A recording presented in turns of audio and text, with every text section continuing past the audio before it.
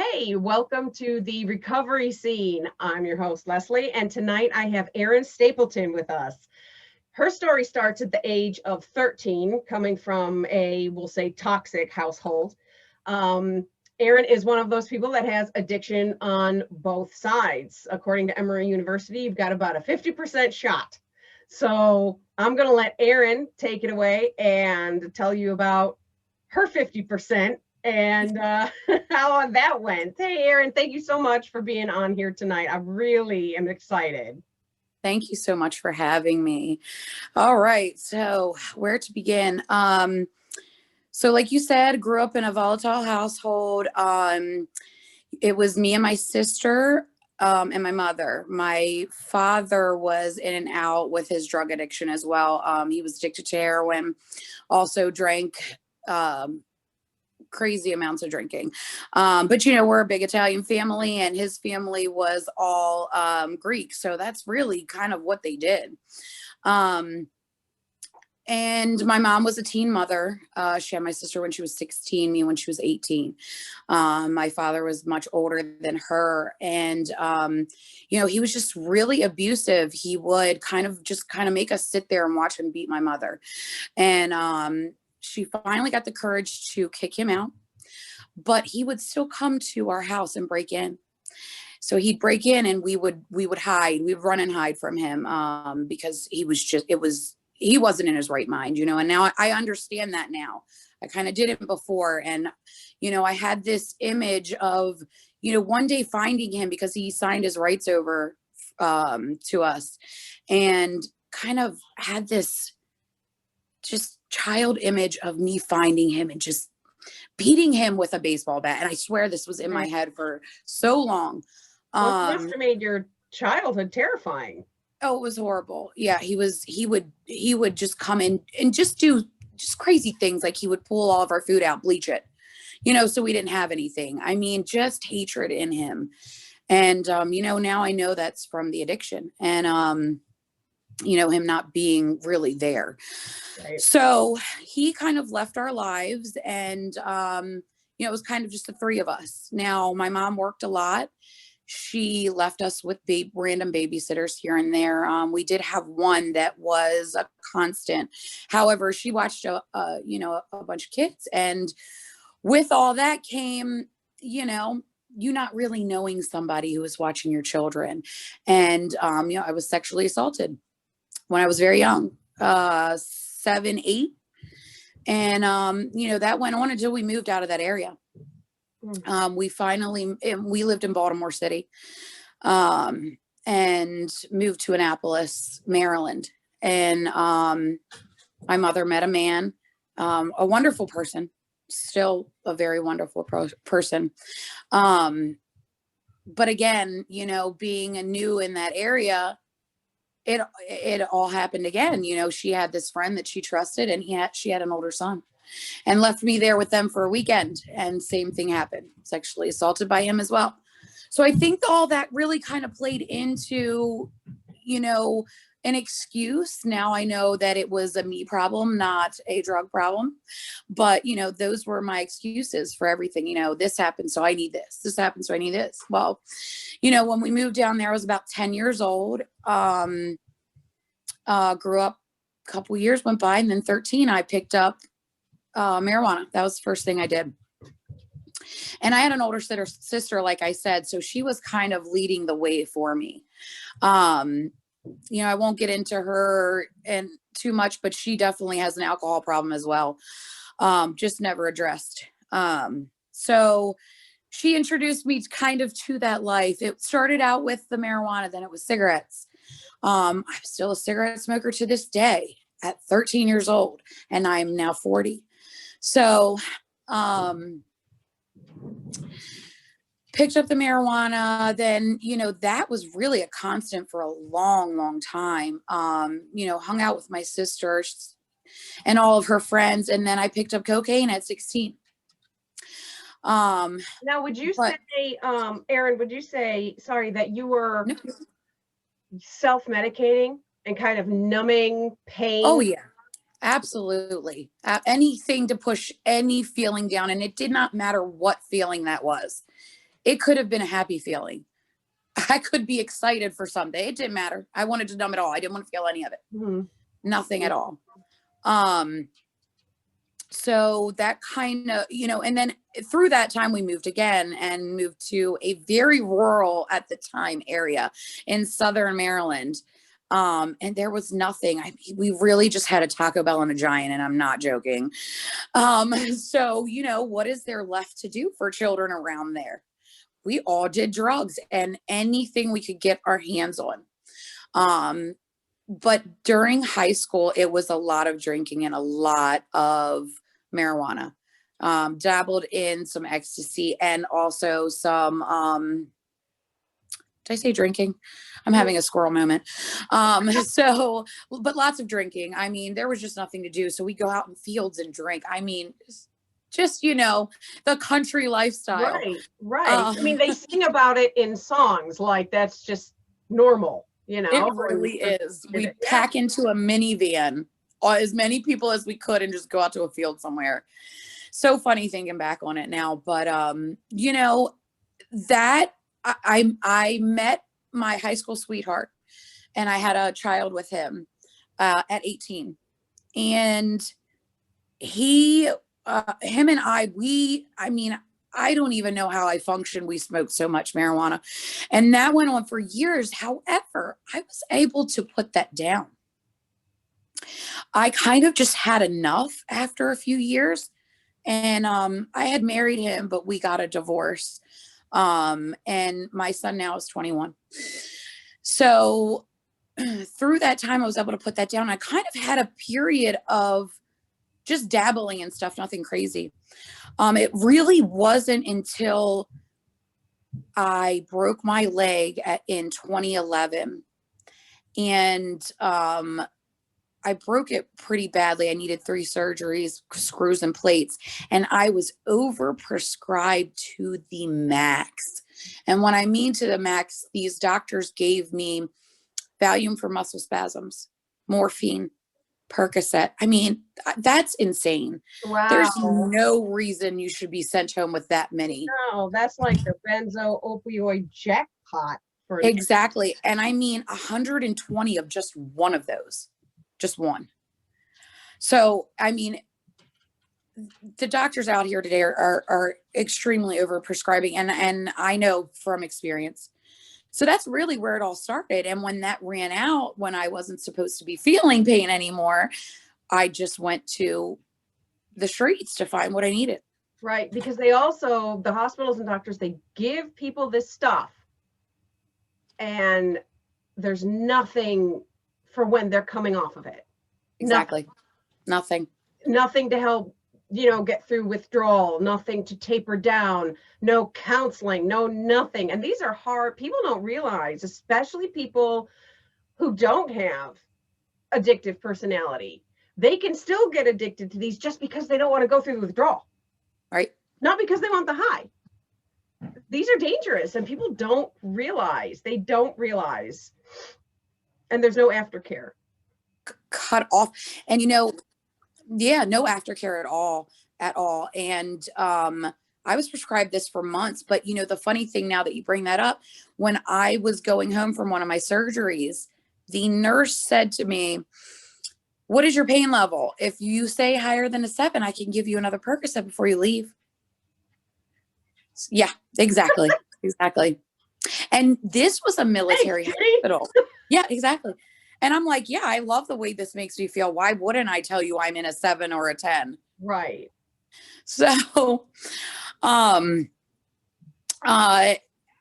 before that, let me back up a little bit. But before that, I had another child, my middle child. He's 12 now.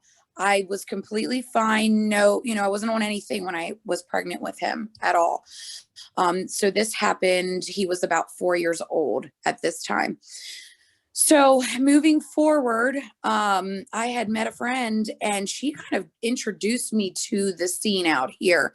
And that really spiraled out of control very, very quickly for me. I mean, very quickly. I was so immersed in this drug world and thought these people were my friends, and they absolutely were not. They were only people that I could use or could use me. But in my mind, I thought these people were friends. I'm looking out for you, you're looking out for me, but it really, that's just crazy insanity of it all. Yeah. So during this time, I was doing absolutely anything I could to feed this addiction. And when I say that, I mean, I was selling everything I could drug wise to make enough money to be able to keep anything I could, or to, buy what I could. Which is crazy. I'm like a 4 foot nothing little somebody, and I'm out here literally selling hardcore drugs to absolutely anybody. And I did not care where it took me at all. Right. Which in turn took me to Baltimore City. And if you know anything about Baltimore City, it ain't pretty. And they just don't care down there. I would be standing on a corner and the cops would come and you just walk to the next one. I mean, it's crazy. And so in between that time frame, I got pregnant, and I could not put that stuff down to save my life. I tried and I tried and I tried. I even sought medical attention. I went to a person who specialized in pregnant women who were addicted. Now, and I still couldn't. What are you addicted to right now? Like, not right now, but in the story right now. Okay, so in the story at that point, I was addicted to Percocets, and Opanas were it for me. I mean, and for that, that's like heroin in a pill. Those things are insane. Right, they are. Exactly. And that's yeah, and they are rampant down here. A lot of people say they can't find them, but they are all over the place down here. But I would do Percocets just to feel normal, so I wouldn't be sick. They didn't do anything for me at all at this point. Nothing. And in this time frame, I actually had found. I went searching for my father because, like I said, I had that thought in my head. And I found a relative on Facebook who dug into it for me, and I actually found out he died of a heroin overdose. I think it was about 9 years ago now. So that is definitely really rampant in this family. And my sister was actually the first person that sold me my first Percocet. So, a family disease is exactly what it is. It is exactly what it is. And I really, really, truly believe, I know there's a lot of people that don't believe this, but I really, really, truly believe that this has somewhat to do with it being hereditary. Because it is definitely through me and my sister. I do have a sister who is a half sister, and she's fine, but she didn't have the father I had either. She has a different father. So, it's I can kind of look at it that way and see the differences. Right. So through that, it gets crazy. So I kind of derailed you a little bit. So you were pregnant, you were trying to put it down and you couldn't. Right. So I couldn't. No, you're good. I was about to go back to this. So I went and sought medical attention, and there's actually a specialist in my county who does just that. Just pregnant women who are addicted. There was no program in this county, and he started it. Very nice man. But they don't do anything when you show up and you are giving dirty urines. They just continue to give you the Subutex and hope you don't do any more. I mean, I don't know really what they can do. I know they can, nowadays they will take your child from you. I know that they give everybody urinalysis when you go in. That's really where that stemmed from, because I didn't want my child taken away. So it was about 8 months into I want to say 4 weeks before I had him. I really just sat my ass in this house and I did not move. I almost had to buckle myself to the bed and not get up, because I had to sit there and tell myself, you are going to lose this child if you do not get it together. If he is born with anything in his system, and if you go in there and you have him and there's anything in your system besides the Subutex that they know you're on and supposed to be on, you're done. You're losing him. You're not going to get him back. So I actually was able to stop the last 3 weeks. I also only took a small piece of that Subutex when I went to the doctor, because I didn't want to be thrown out of that program, because I didn't want CPS called on me. And he was born not addicted to anything, and they didn't find anything in his system either. Wow. Now, I don't know how that happened. No, addiction or opioid withdrawal, that took so much strength to do, because it had to have been made worse being pregnant, the withdrawal. I mean, it was, and it, because you got so much more blood flow that you're taking more, number one, because it doesn't sustain you for long, because your blood is just going, you're circulating a lot, but then also you need more of the Subutex just to help you to be able to feel okay. So you're not sick and you're not, hurting the baby, even though that's a crazy mindset as well, because you're already doing that when you're doing drugs. Right. So I really honestly do not know how I did it, but I just did. But I'm going to tell you, the minute I had him, I had people delivering drugs to my room, and I was selling them out of my maternity room. Wow. And yes.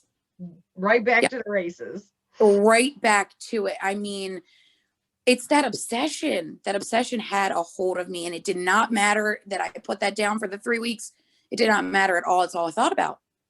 Like, as soon as I have him, I hope he's healthy, because I want to do this again.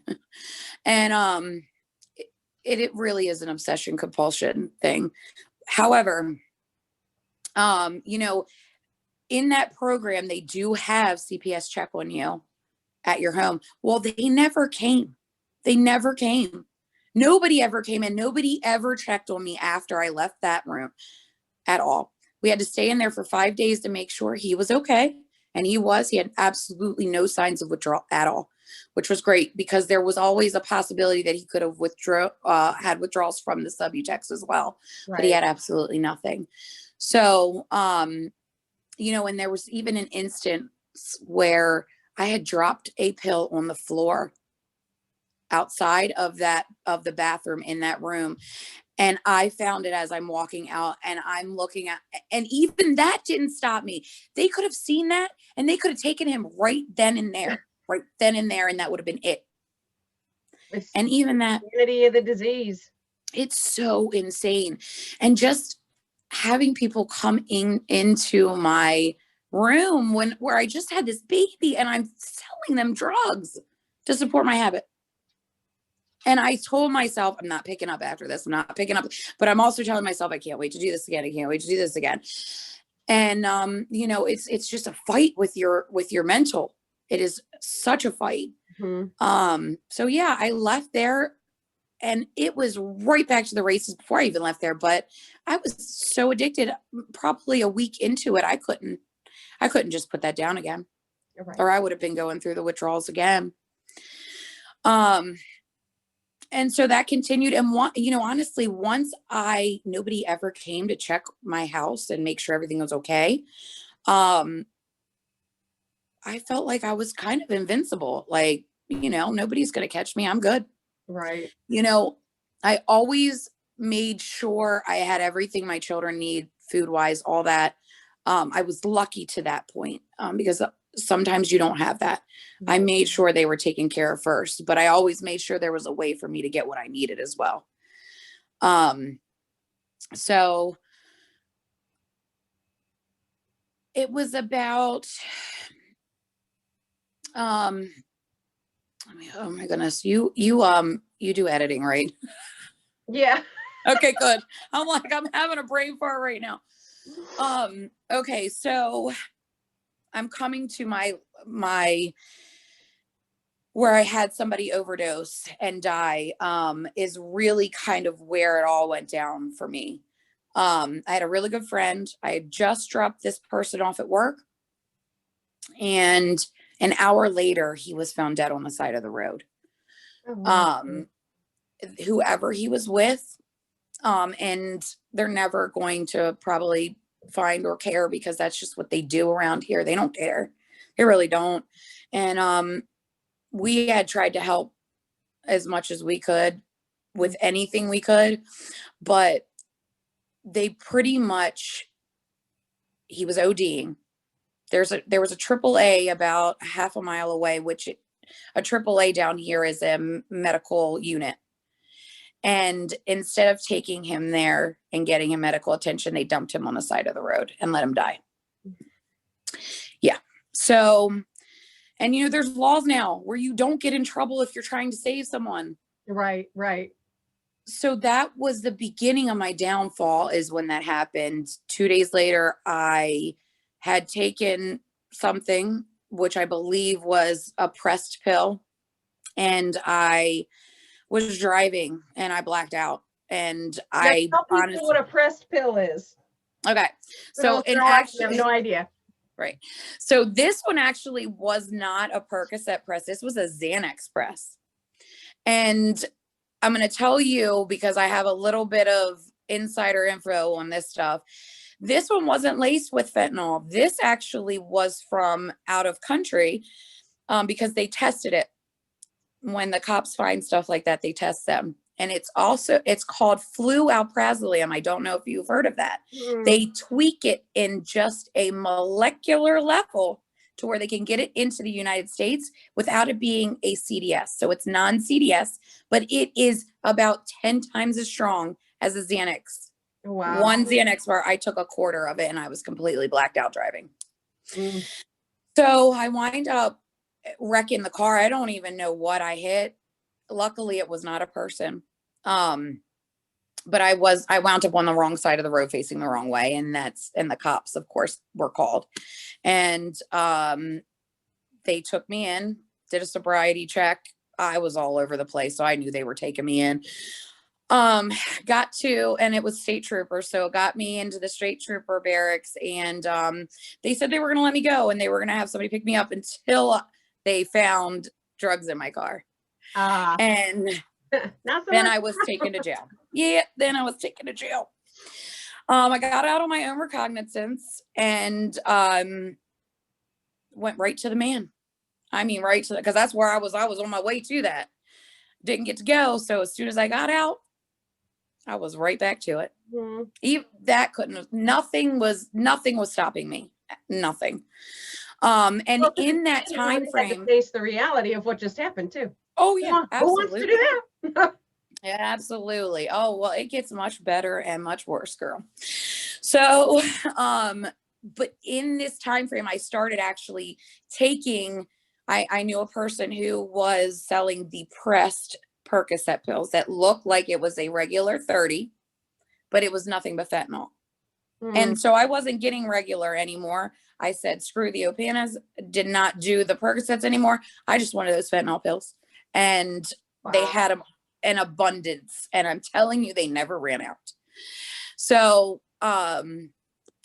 yeah, that's all I was doing. And I mean, it was hop, skip, and a jump for me. So I just, and this person would give them to me. I mean, just give them to me. If I didn't have money, no problem. I get them anyway. Right. And you know, that was the insanity of me getting immersed so strongly in this drug world, so strongly that people trusted me enough to just give them to me, because I always paid them back, which is crazy because normally you don't. Right. And if anybody doesn't know, fentanyl, I mean, just taking straight fentanyl pills, fentanyl is usually something that they lace stuff with, because it's considered extremely dangerous, one of the most dangerous. Extremely. So Erin is telling you she was taking straight fentanyl pills. Just wanted to put that in context there. Absolutely. And you know, the crazy thing now is you can go on the internet and buy a presser and the color. And there you go. It's horrible. It should not be allowed. No, at all. It really shouldn't.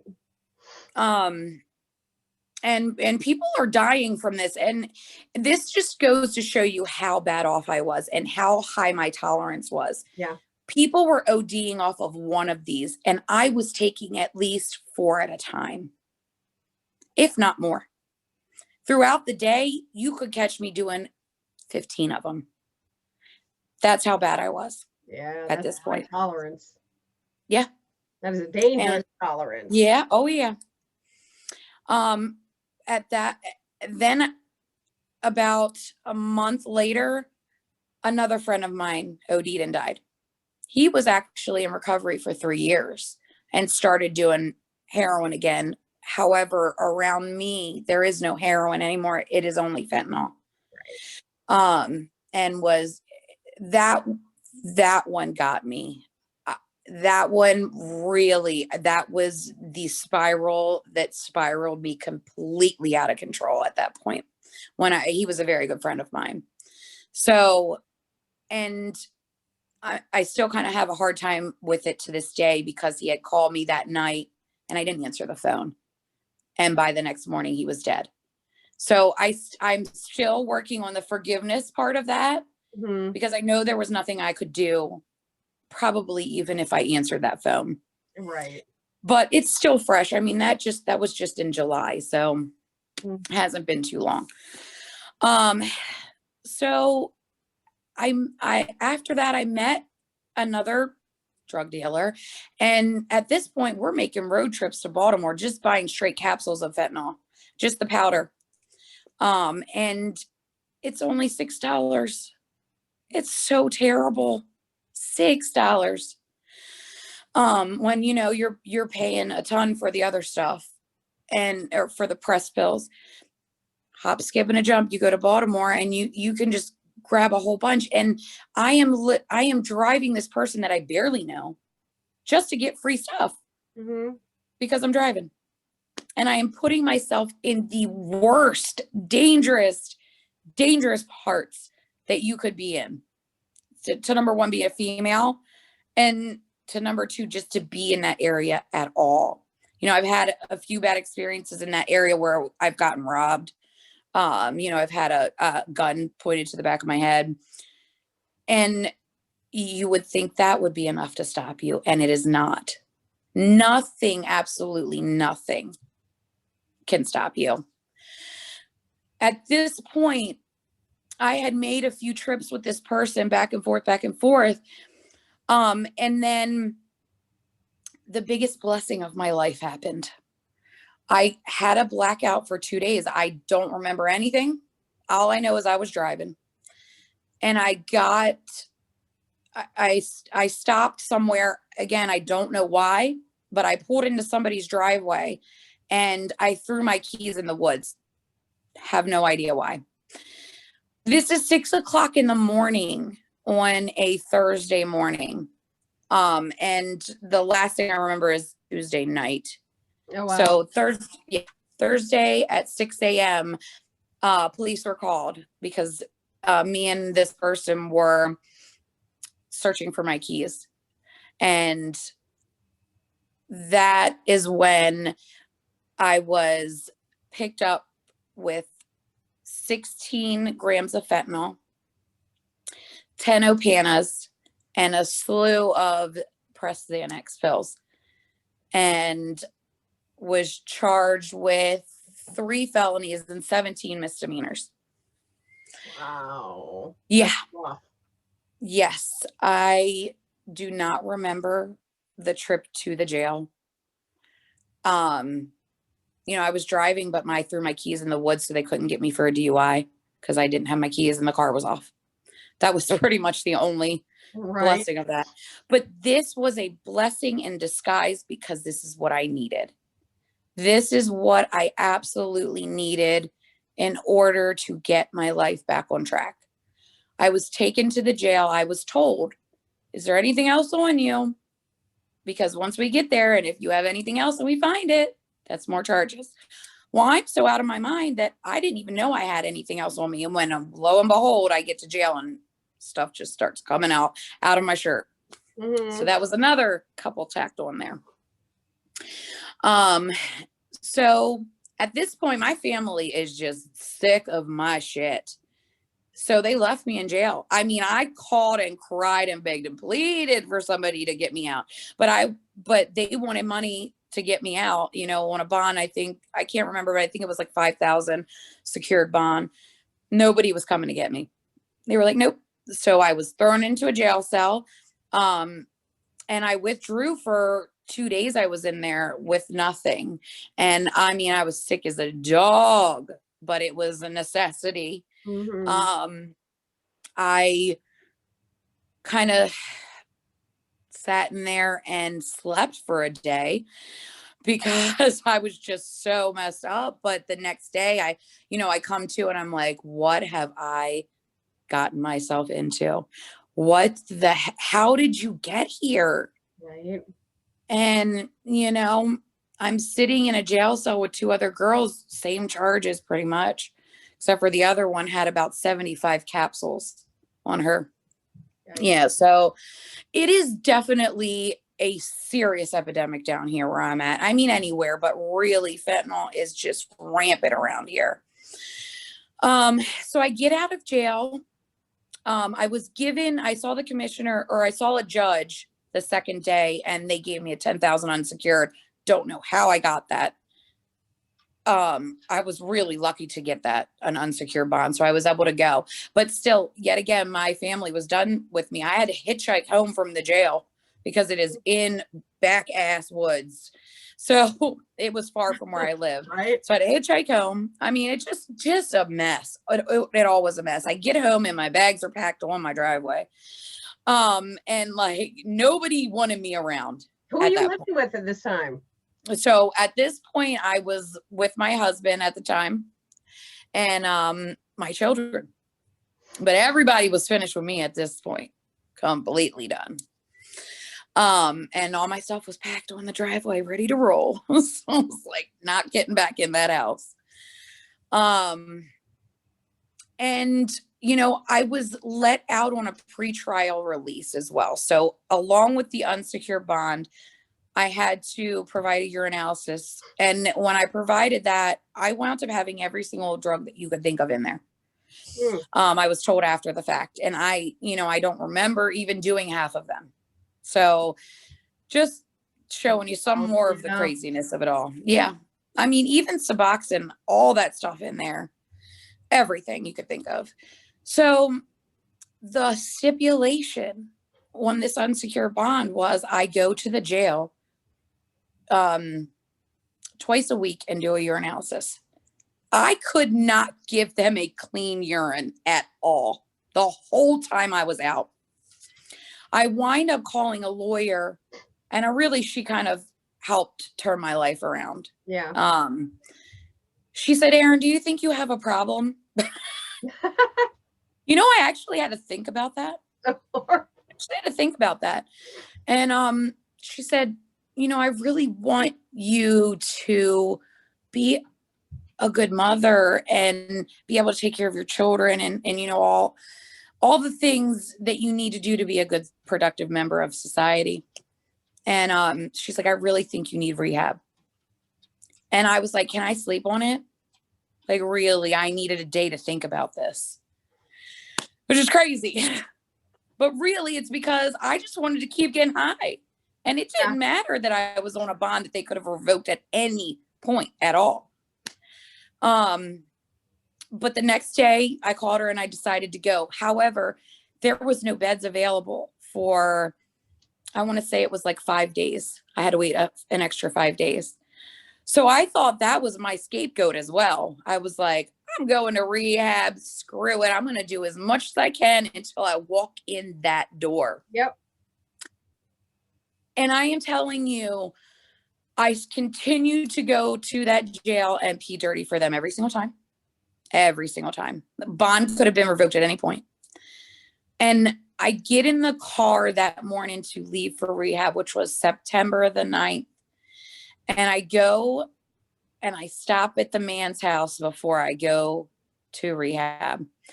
And I am driving to his house, vomiting my brains out because I had done so much, but I needed to do more before I needed that last hurrah, before I got to rehab, which is crazy. It's just so crazy. But I'm telling you, I went to an amazing facility that has really taught me a lot. I'm super grateful for that. But I wasn't grateful when I first got in there, and I had the biggest pity party for myself. Mhm. And while I was in there, I was indicted by the grand jury. So I found that out while I was in there. And that was even worse. Oh my, woe is me. I'm going away for the rest of my life. And all that. I was slapped with about 46 years of charges. Oh, wow. That is Yes. terrifying. That's scary. Terrifying.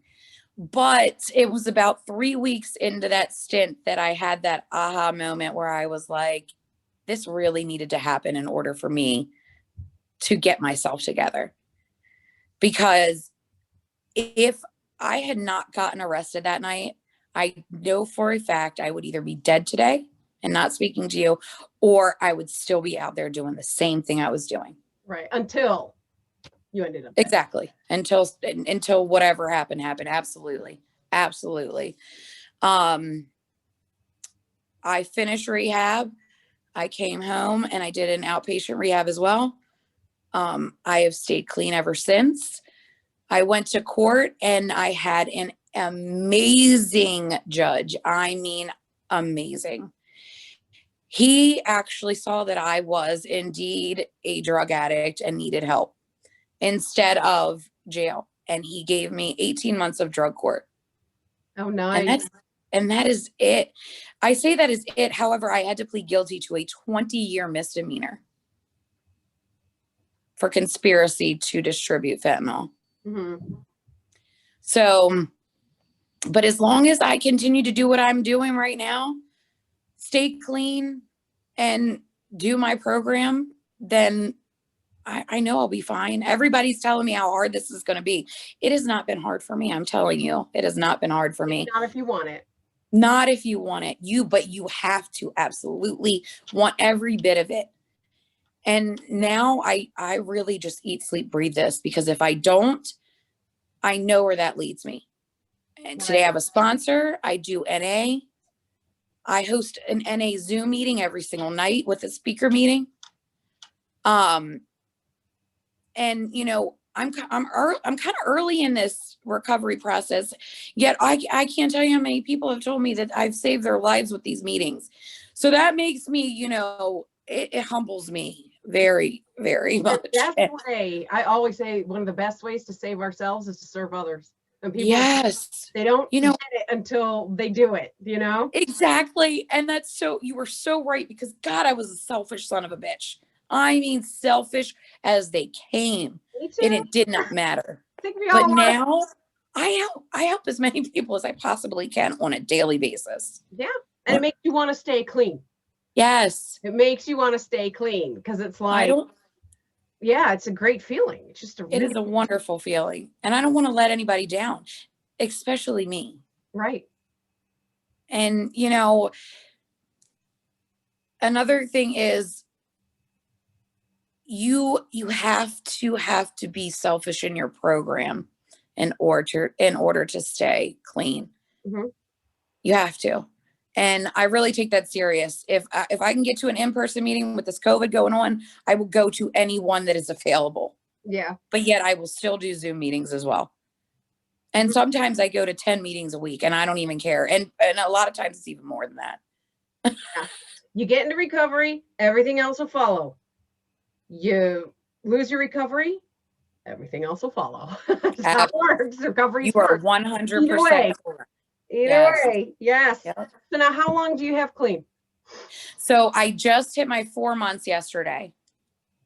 Awesome. Yes. That's awesome. Yep. And I don't plan on quitting, because I just feel so good.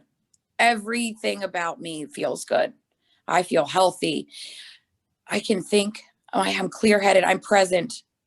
Like it's wonderful. It is wonderful. And I never thought I could be here.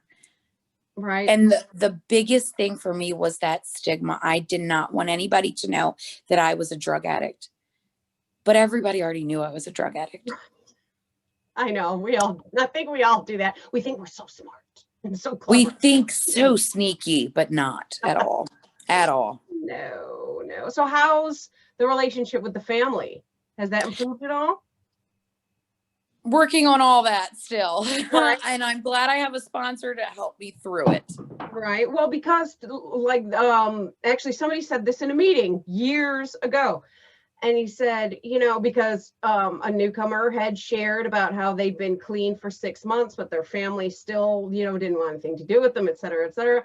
And he said, you know, man, you have to think about how many years did you put them through this? And we get clean for 6 months and we want people to do cartwheels. So that's not Exactly. how it works. Exactly. So it's a You're process. right. It's a rebuilding process. And know? I'm okay with that today. I am okay at where it stands today. I am. Because I know it will get better. You know, I know for my husband and my mother, and you know, they're scared now that I'm going on 6 years, they're a little more, you know, they're more comfortable. But at the beginning, I mean, they're just scared. They don't want to go through that again. They don't want to feel like that again. They're, you know, so afraid that they're gonna have this person back in their life just to, you know, watch them leave and go do this all over again. And, you know, watching somebody you love slowly dying, because that's what addiction is. That's hard. That takes a toll physically, mentally, and spiritually.